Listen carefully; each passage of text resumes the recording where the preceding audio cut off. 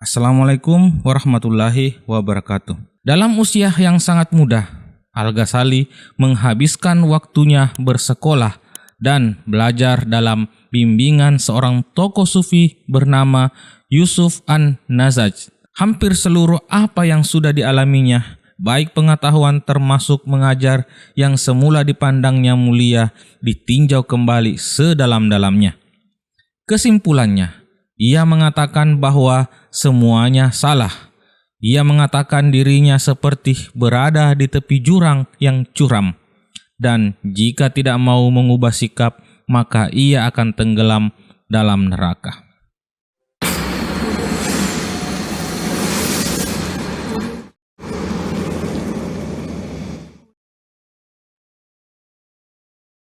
Al-Ghazali dilahirkan di desa Ghazelah, kota Raja Tabran dalam kota besar Tus, salah satu kota wilayah Khurasan di Persia atau Iran Utara, pada tahun 1058 atau 450. Anak seorang soleh, pemintal dan pedagang benang atau kain wol yang soleh. Pendidikannya dimulai dengan belajar Al-Quran kepada ayahnya sendiri. Setelah ayahnya meninggal, dia dan kakaknya dititipkan kepada Ahmad bin Muhammad ar-Rasikani, seorang tokoh sufi yang masih merupakan kerabat dari ayahnya sendiri. Dalam bimbingan Ahmad bin Muhammad ar-Rasikani, Al-Ghazali mempelajari ilmu fikih serta riwayat hidup para wali dan kehidupan spiritual mereka. Selain itu, dia mempelajari syair-syair mahabbah atau cinta kepada Allah dan Al-Quran hadis. Dalam usia yang sangat muda, Al-Ghazali menghabiskan waktunya bersekolah dan belajar dalam bimbingan seorang tokoh sufi bernama Yusuf an-Nazaj. Setelah tamat, ia melanjutkan studi ke Jurjan yang pada saat itu menjadi pusat kegiatan ilmiah. Di kota tersebut, ia mendalami bahasa Arab dan Persia, di samping ilmu pengetahuan yang lainnya. Abu Nasr al-Ismaili merupakan salah seorang yang menjadi guru Al-Ghazali ketika ia belajar di Jurjan. Suasana belajar di Jurjan kurang menarik bagi Al-Ghazali, sebab dia merasa kurang puas dan akhirnya kembali ke Tus. Setelah dia dididik dalam lingkungan orang dan guru yang syahid pada masa kecil, ia belajar di Madrasah Nisamiyah di Nishapur. Di Nishapur inilah ia pada usia 20-28 tahun berguru dan bergaul dengan Imam Al-Haramain Al-Juwaini yang mengasuh madrasah mazhab Asy'ariyah, namun membebaskan para santrinya untuk bermazhab apa saja. Di bawah bimbingan Al-Juwaini, Al-Ghazali mendalami ilmu mantik, usul fikih, dan ilmu kalam. Ketika itu, bakat dan potensinya sebagai seorang ilmuwan mulai terpantau oleh sang guru, sehingga dia dipercaya menjadi asistennya. Al-Ghazali dipercaya oleh gurunya untuk menggantikan mengajar apabila sang guru berhalangan hadir. Bahkan beberapa kali dia juga dipercaya mewakili gurunya sebagai pimpinan Nisamiyah. Ketika mengajar di Nisamiyah, bakat menulis Al-Ghazali mulai berkembang. Dia menulis hampir 100 buah buku, baik dalam bahasa Arab maupun bahasa Persia. Setelah wafatnya Al-Juwaini, Al-Ghazali berada di Muaskar dan Baghdad. Namun tentang segala ilmu dan hikmah yang diperolehnya, Al-Ghazali menyebutkan bahwa semata-mata anugerah Allah yang dibekalkan sebagai pembawaannya, bukan dari hasil usaha dan upayanya. Peran Al-Juwaini sebagai guru Al-Ghazali kelak mengantarkan Al-Ghazali menjadi seorang ulama yang dikenali oleh banyak orang. Dalam kesempatan di Muaskar, ia kerap menghadiri pertemuan-pertemuan ilmiah yang diadakan di istana Perdana Menteri Nizam al-Mulk, sehingga ia dikenal sebagai ulama yang berpengetahuan luas dan mendalam. Pada tahun 484 atau 1091, ia diangkat oleh Nizam al-Mulk sebagai guru besar di Universitas Nizamiyah Baghdad dan mengapalai bagian teologi, namun jabatan tersebut tidak lama dipegangnya, walau keharuman namanya melalui berbagai tulisan terbentuk dari sana. Setelah 5 tahun menjabat, lantas Al-Ghazali mengundurkan diri sebagai guru besar di Madrasah Nizamiyah. Pada periode Baghdad inilah ia mengalami guncangan-guncangan spiritual dan berada pada puncak keraguannya mengenai apakah pengetahuan itu hakiki, diperoleh melalui indera atau akal, atau melalui jalan lain. Keraguan-raguannya tersebut dialaminya selama 6 bulan, sehingga menyebabkan Al-Ghazali berpetualang dalam berbagai macam disiplin ilmu serta mazhab untuk mencari kemantapan yang tak kunjung didapatnya. Selanjutnya, keraguan ini hanya terhapus bukan karena membuat alasan atau keterangan, melainkan melalui nur Allah ke dalam kolbunya. Peristiwa ini pula yang diabadikan dalam kitab Al-Munqidh min Al-Dalal. Karena kebingungan spiritual itu pula lah, maka kemudian jabatan guru besar Universitas Nizamiyah ditinggalkan dan kemudian digantikan oleh adiknya, Ahmad Al-Ghazali. Hampir seluruh apa yang sudah dialaminya, baik pengetahuan termasuk mengajar yang semula dipandangnya mulia, ditinjau kembali sedalam-dalamnya. Kesimpulannya, ia mengatakan bahwa semuanya salah. Ia mengatakan dirinya seperti berada di tepi jurang yang curam, dan jika tidak mau mengubah sikap, maka ia akan tenggelam dalam neraka.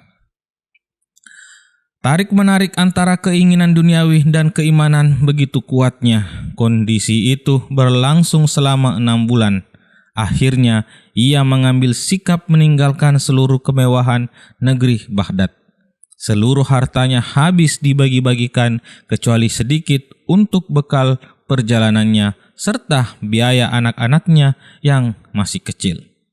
Ia pergi ke Syam, kota Damaskus, untuk berhalwat yang dimulainya tahun 488 atau 1095 dan berlangsung selama 2 tahun.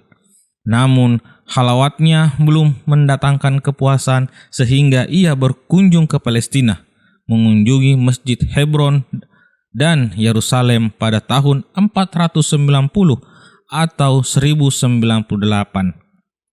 Ia berdoa agar diberi karunia sebagaimana diberikan kepada para nabi. Selanjutnya, ia melanjutkan perjalanannya menuju Kairo dan seterusnya ke kota pelabuhan Iskandariyah. Selanjutnya, ia menuju Mekah dan Madinah untuk menunaikan ibadah haji dan mensyarahi makam Rasulullah. Selama 2 tahun, ia tinggal di menara Masjid Umayyah di Damaskus, lalu ke Yerusalem dan tinggal di Masjid Umar bin Khattab untuk beberapa saat, serta menuliskan kitab Risalah Al-Qudusiyah. Petualangannya tersebut memerlukan waktu sekitar 10 tahun sejak ia meninggalkan Baghdad. Pada tahun 499 atau 1105, Al-Ghazali pulang ke Nisapur dan ditunjuk oleh Fakhru al-Mulk, putra Nizam al-Mulk, untuk mengajar dan memimpin kembali Universitas Nizamiyah. Namun tidak lama kemudian ia malah kembali ke Tus dan mendirikan sebuah handaqah atau pesantren sufi di sana. Sampai akhir pengabdiannya pada usia 55 tahun, ia meninggal dunia pada tanggal 14 Jumadil Akhir 505 atau 19 Desember 1111 dalam pangkuan saudaranya Ahmad Al-Ghazali.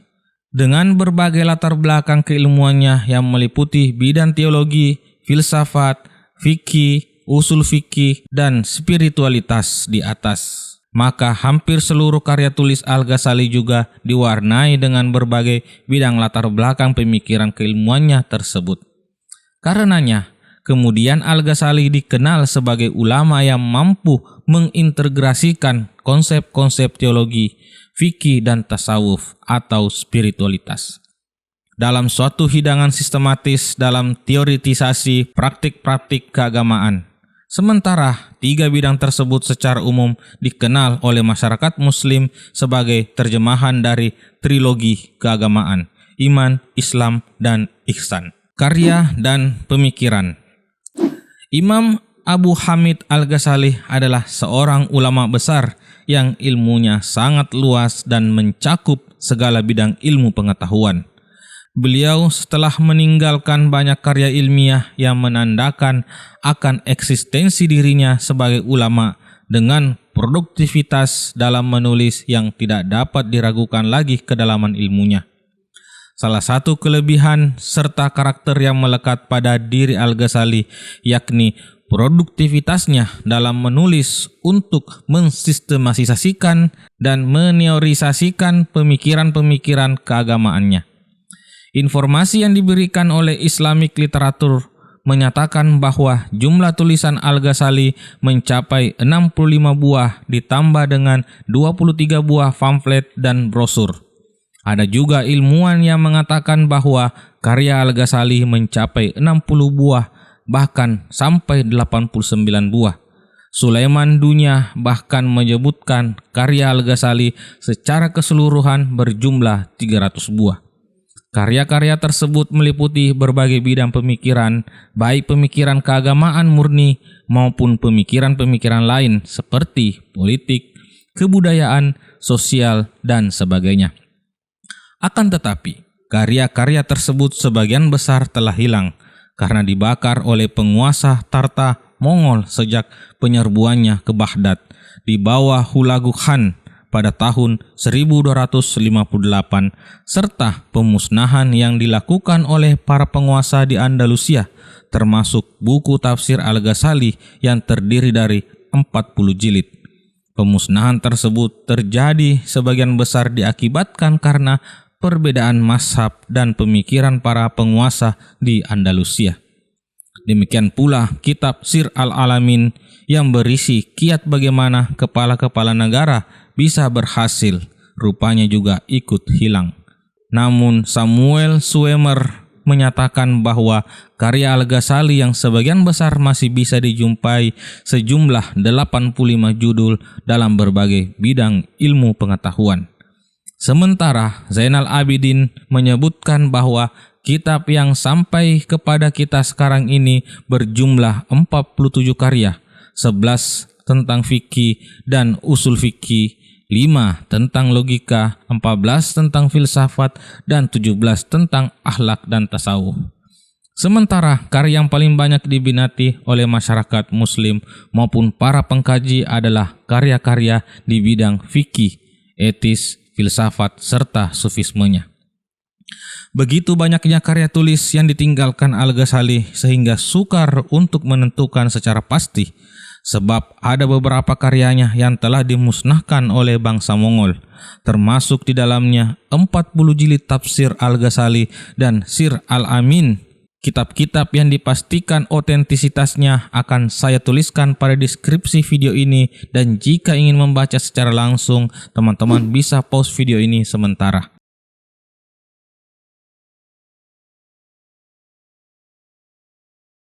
Dalam dunia Islam, terutama menurut ilmuwan Barat, Al-Ghazali dipandang sebagai penyelamat tasawuf dan berhasil mengintegrasikan dengan fikih sehingga ia disebut sebagai Hujjatul al-Islam. Karenanya, kebesarannya itu dalam literatur Barat, ia disejajarkan dengan St. Augustinus, filosof Kristen yang mengarang buku The City of God. Di samping menyamakannya dengan St. Augustinus, Gibb bahkan menyertakan Al-Ghazali dengan Martin Luther. Produktivitas Al-Ghazali dalam menuangkan pemikirannya tersebut bukanlah suatu hal yang mustahil untuk saat itu, sebab peradaban Islam pada masa dinasti Saljuk merupakan kesinambungan dari perkembangan ilmu pengetahuan Islam pada abad pertengahan yang merupakan era kemajuan yang mengesankan melalui orang-orang kreatif seperti Al-Kindi, Al-Razi, Al-Farabi, Ibnu Sina, Al-Mas'udi, Al-Tabari, Umar Khayyam, dan sebagainya. Pengetahuan Islam ini telah melakukan investigasi dalam ilmu kedokteran, teknologi, matematika, geografi, dan bahkan sejarah. Perkembangan yang demikian pesat tersebut sebagai akibat upaya skolastikisme Muslim yang bersifat kreatif dan dinamis di satu sisi, tetapi juga reaksioner dan finalistik di sisi lain. Skolastikisme Muslim yang berusaha mempertemukan pemikiran Greko-Helenistik dengan doktrin religius Islam tersebut mencapai puncak pada masa dan oleh Al-Ghazali, namun kemudian semakin surut pada masa-masa berikutnya. Jadi kehadiran Al-Ghazali saat itu berada pada momen yang sangat tepat, terutama ketika aliran Sunni menghadapi gempuran-gempuran dari aliran-aliran keagamaan besar waktu itu, serta penetrasi berbagai kebudayaan yang melanda pusat-pusat perkembangan Islam. Akibatnya, Al-Ghazali menemukan momentum untuk melakukan pembelaan terhadap apa yang diyakininya sebagai kebenaran. Ditambah lagi dengan dukungan politis serta finansial dari pusat kekuasaan yang ada. Al-Ghazali muncul sebagai ulama yang besar serta dikenal di seluruh dunia Muslim. Kemajuan Sufisme Sunni tersebut yang dimotori oleh Al-Ghazali tentunya berbanding terbalik dengan kondisi Sufisme falsafi. Pemikiran Sufisme falsafi sampai pada akhir masa dinasti Saljuk belum mendapatkan tempat bagi kalangan ulama dan penguasa saat itu. Bahkan pemahaman spiritual seperti yang dianut Al-Hallaj tetap diharamkan. Dalam hal ini antara penguasa dan ulama yang sebagian besar menganut Asy'ariyah Syafi'i dan menjadikan Al-Ghazali sebagai rujukannya, mengambil sikap yang sama, yakni menganggap Sufisme falsafi sebagai bid'ah. Dominannya nama Al-Ghazali pada waktu itu tidak lain karena di satu sisi persahabatannya dengan Nizam al-Mulk dan sisi lainnya karya-karyanya waktu itu mendapatkan dukungan penguasa dalam distribusinya melalui sekolah-sekolah dan Universitas Nizamiyah. Dengan adanya Nizamiyah, maka sekolah-sekolah Mu'tazilah pada periode ini mengalami puncak kekalahannya atas Asy'ariyah. Demikian pembahasan filsuf timur atau filsuf Islam kali ini. Semoga dari pembahasan ini bisa menambahkan hasanah pengetahuan kita semua. Bagi teman-teman yang belum subscribe, silakan langsung tekan tombol subscribe-nya. Berikan like jika suka, dislike jika tidak suka. Nyalakan lonceng notifikasinya agar selalu mendapat notifikasi saat ada video baru yang telah tayang. Berikan komentarnya pada kolom komentar. Terima kasih telah menonton sampai selesai. Wassalamualaikum warahmatullahi wabarakatuh.